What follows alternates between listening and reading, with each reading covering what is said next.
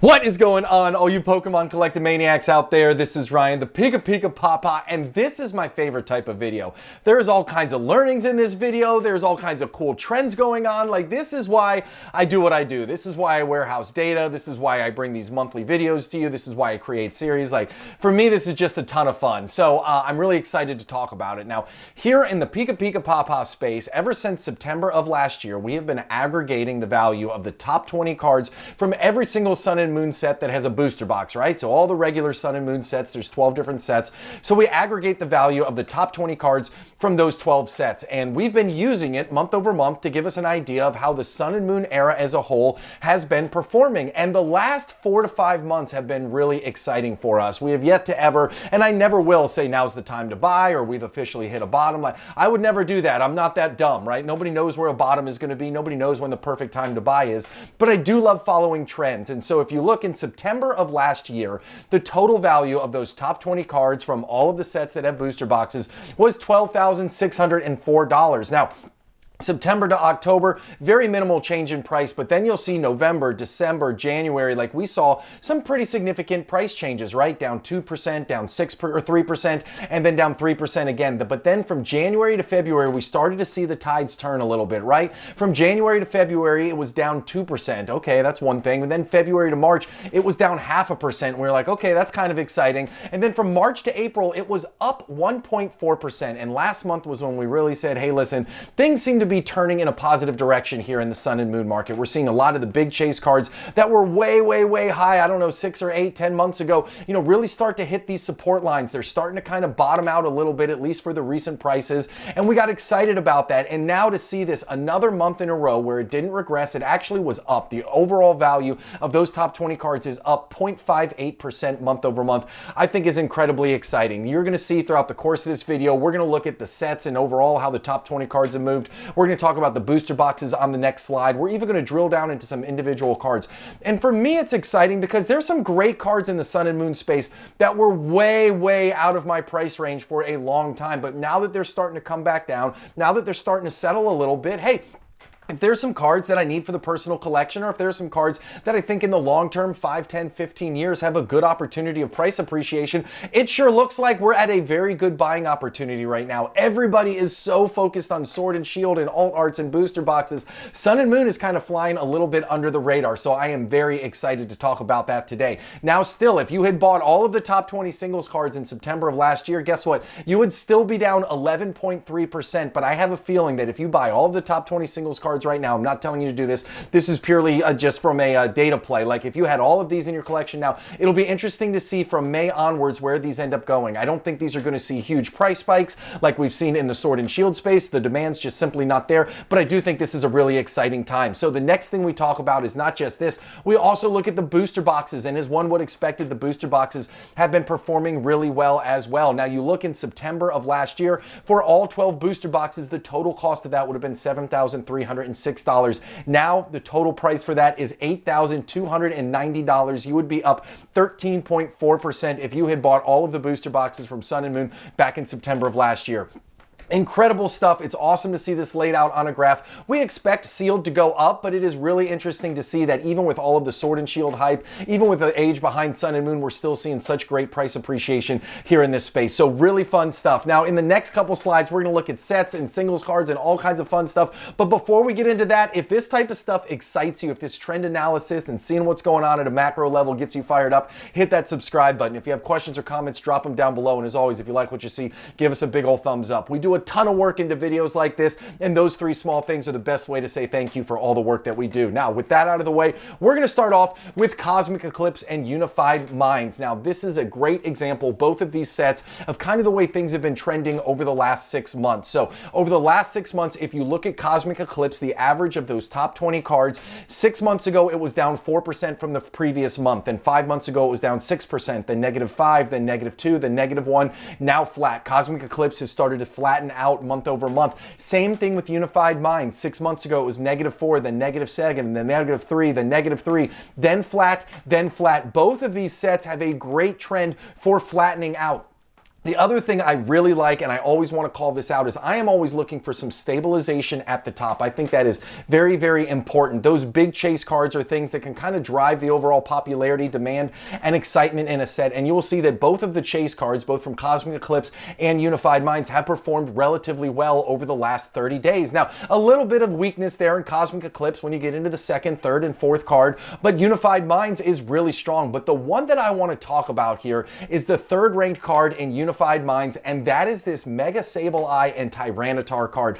This is a card that I think is stunning. I love it. I love the artwork. I think it is just a very cool card. Now, 8 months ago, 10 months ago, it was near a one-year high, sitting in the $180 range. But look how it has absolutely dropped down. And if you look on the far right of that graph, it is starting to flatten out a little bit. We will never know where the bottom is, but it certainly looks like this card has a ton of support at the $120 line. Now, we will talk about that a lot throughout this video. Again, it is nice to see the market supporting a lot of these cards and us to kind of being to a point where instead of seeing these big drops, we're starting to see them flatten out a little bit. From a personal card collector standpoint, from an investment standpoint, this is really, really exciting because obviously getting in now is a whole heck of a lot better than trying to get in when these things were going up 8 or 10 months ago. Now, the next sets that we're going to talk about right here, Unbroken Bonds and Team Up, and I am a huge fan. Unbroken Bonds and Unified Minds, for whatever reason, are like my two favorite sets from the Sun and Moon era. But if you look at Unbroken Bonds all across the top 5, really across the top 8 or 10, you see a whole lot of weakness there.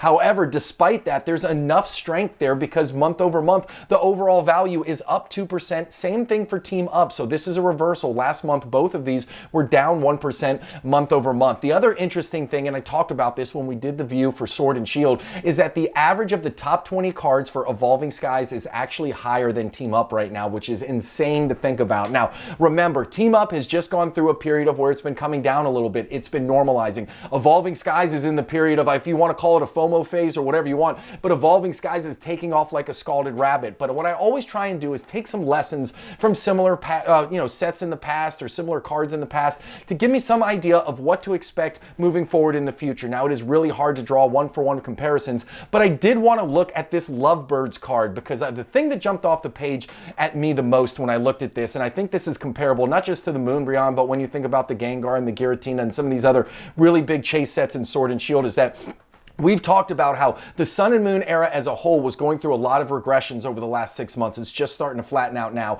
But even with all of that going on, the big chase card, right, the biggest of all of them, from the biggest and the baddest set, is essentially flat over the last 8 months. We've talked about this a lot. You know, quality trumps whatever is going on in the market. If you have a high demand, high quality card, the whole market can be on fire, but you will see that those cards still tend to perform well in the long run. It's kind of like Charizards, right? Charizards might fluctuate from here and there, but at the end of the day, Charizards perform really well, and spoiler alert, we're going to be looking at another one later on in this video. So I thought this was a really cool call out just to see how this card has performed despite the fact that we have seen some overall weakness over the last 6 months here in the Sun and Moon space. Now, the next sets we're looking at here is Lost Thunder and Celestial Storm. The Celestial Storm booster boxes, honest to God, they make no sense to me.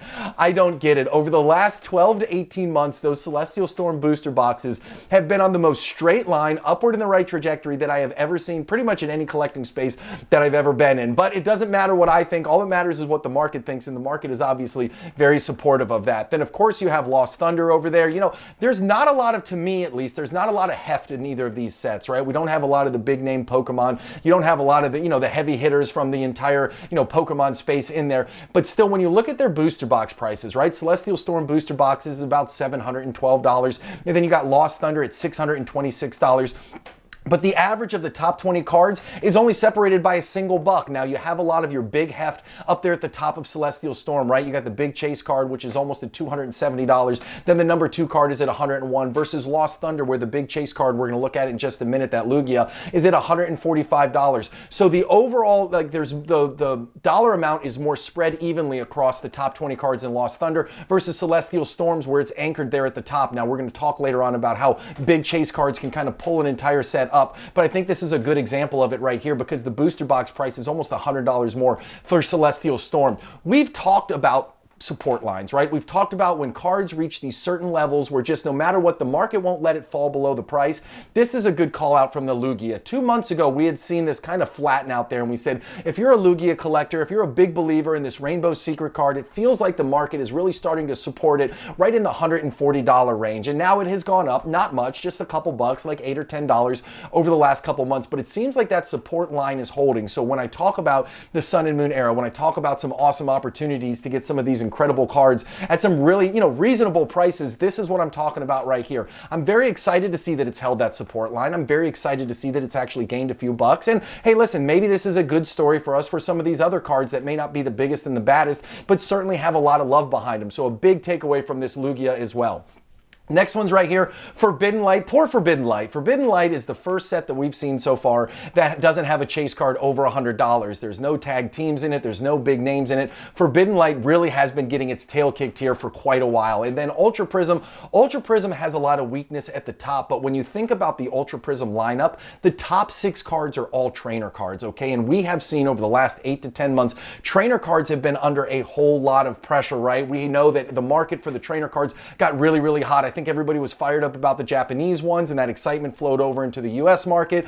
Prices went up, and then everybody realized, hey, these aren't super hard to pull, and hey, the quality, isn't quite as bad, so we're able to get a whole bunch of these in PSA 10s, and now we've seen the trainer prices start to come down, so that's why we've been seeing some weakness in the Ultra Prism space. But even though the cards are starting to come down, the booster box price has still been strong, almost $700 a booster box right now. And when we talk about the weakness in the trainer space, I don't think there is any better example of it than the Lily card. The Lily card was the biggest and the baddest trainer from the Sun and Moon era, right? And look at that price graph. I mean, this thing peaked at almost $520, $530 back in, October of last year. And it has been on a steady eddy downward in the right trajectory. It is down sub $400 right now, almost down $120 from that high back in October of last year, which is incredible. So this is just a great example of when markets are getting really hot. Markets are cyclical in the Pokemon space. Japanese is going to get hot. English is going to get hot. Booster boxes will probably almost always be hot.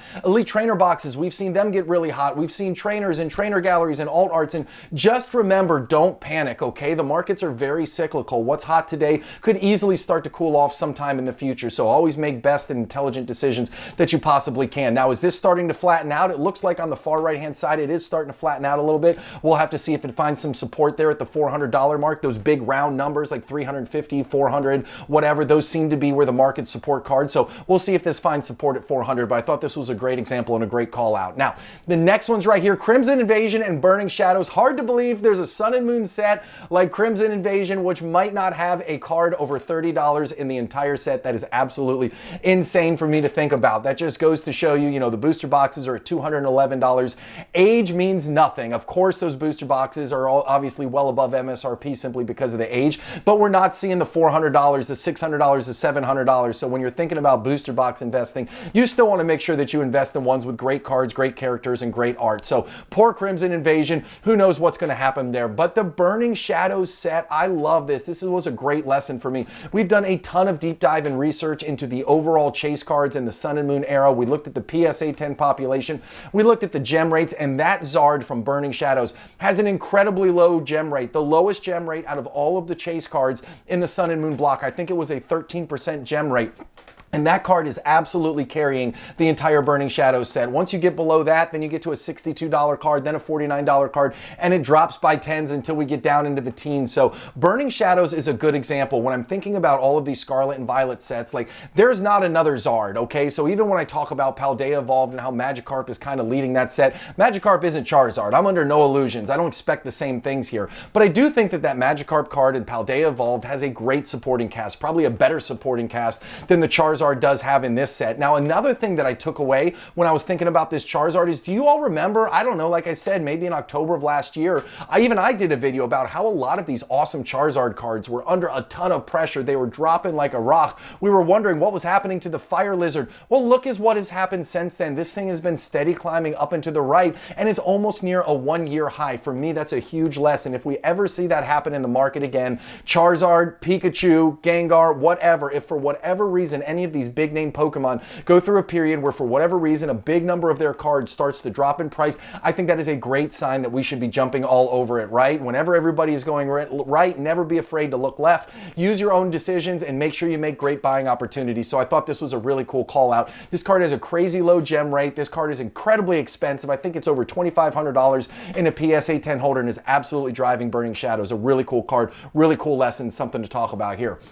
Finally, the last two right here, another one where we're going to take a good lesson away from this. You got Guardian Rising and you get Sun and Moon. And guess what? Even though they are the first two sets, which aren't always known for their strength, we got back-to-back months in green here at the very end. Both of these sets, average top 20 card prices is up month over month. We do see some weakness at the top, right? You see those cards, they're just not finding a lot of love. But the interesting thing to me in this was, okay, so you got Sun and Moon. One of the reasons I liked Sun and Moon earlier on was because I said, hey, listen, it's got Umbreon in it. You know, Umbreon's a big name Pokemon, right? And of course you got Lily in that set as well. Like, there's a lot to like about Sun and Moon. But guess what? The Moonbreon doing as well as it has, I feel like is organically lifting up all of these Umbreon cards. We've talked about that before, and that's going to be a big lesson for me when Scarlet and Violet comes out. Whatever that big card is, who knows? If it's not a Charizard, if it's not a Pikachu, if it's a, you know, just another not one of the, you know, top 2 or 3 big name Pokemons, like, I'm going to start looking to some of the other cards that that one has, because we've seen stuff like this.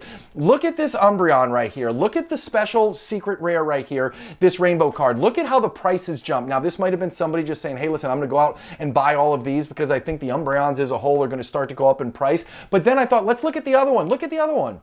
Same thing. This one has spiked as well. And I have this fear, I just feel it within my bones that this is all being driven because of all of the excitement and all of the focus on the Moonbreon card right now. That card in a PSA 10 holder is going for like, I don't know, $1,200, $1,300, $1,500 right now. So I think that the Umbreon character as a whole, the Pokemon as a whole, irregardless of set or era or whatever, is just seeing this huge organic lift, and we're seeing prices like this go crazy. I mean, every single Umbreon in the Sword and Shield era is going up in price at a crazy rate. So this was a really big takeaway and another lesson. Listen, if you made it to the end of this video, I think we've had some awesome learning, some awesome lessons in this video. I hope you enjoyed it. If you did enough, hit that subscribe button, give us a thumbs up, drop a comment down below. I hope you have an epic one, and I will talk to you all later. Thank you so much for watching. See everybody. Bye.